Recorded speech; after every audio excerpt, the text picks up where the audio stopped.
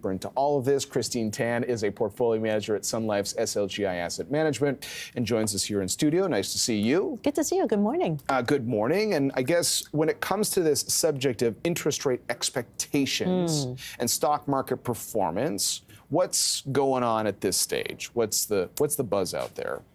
So you started off talking about Powell, and Yes. it was amazing. He just kept to his more dovish stance, saying one or two hot numbers doesn't really concern him. But he did keep reiterating, though, we need more confirmation that inflation's headed in the right direction. So he was kind of straddling that line. In terms of the impact on the markets, certainly we had a bit of a pullback last week or so, because there was a thought that, maybe the Fed's not going to be cutting as soon as possible. But it's important to also note that year to date, bond yields have actually been creeping up gradually. And at the same time, though, stock markets have done quite well.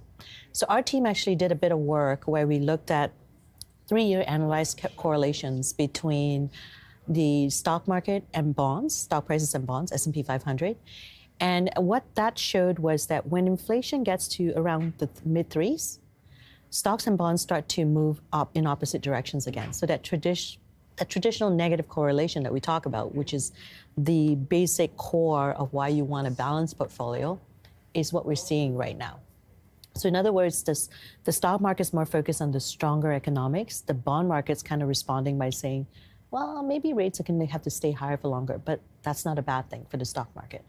And what that means is, depending on why rates are being cut, you might not see as strong of a rally in stock markets. So if rates are being cut because all of a sudden the economy, the economic data is weakening, you could actually see stock markets start to think twice as well. So that's important to kind of that's a good connecting of the dots, and I think it's possible. I mean, we don't know. We sit here every day, we talk about this and that on the economic front and monetary policy reaction, but we could be in a situation where rates ultimately go down, but they don't go down nearly as much as they went up. And the economy navigates through that okay. Correct. And to your point, maybe that keeps investors, on average, feeling okay about equities. What about the fact that we ran so much in the first quarter? I showed some stats that highlight when there's momentum in the market, traditionally, keeps going. That's not the worst thing in the world. That's right. But it just feels like everybody's a little jittery right now. And you hear a lot of strategists who are saying, don't be surprised if there's a pullback. So how should we be thinking about the fact simply that stocks have gone up? I'm going to add another stat to what you said. Okay. Which is, if you look at the 20-year compounded annual return for the S&P, it's actually around 10%. So we've had that average compounded return in just the first quarter. But having said that, usually when you're off to a strong start, those are years when the S&P does tend to outperform that 10%. The question is by how much more when you front-loaded so much of it. So it really comes down to fundamentals. And what we find encouraging is that you are seeing differentiation. So when you sort of dig down into the sectors, the more interest rate or bond proxy sectors, utilities, staples, they're up, but they're up way less than the more, let's say, like technology continues to lead the way, even though you are seeing differentiation.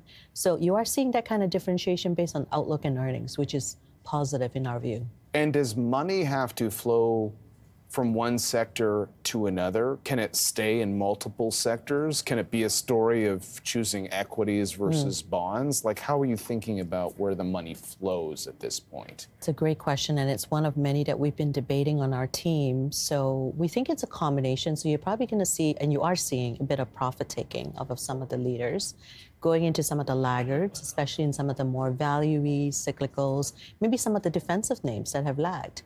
But what you also have is a record amount sitting in money market and in Canada and GICs and HISAs.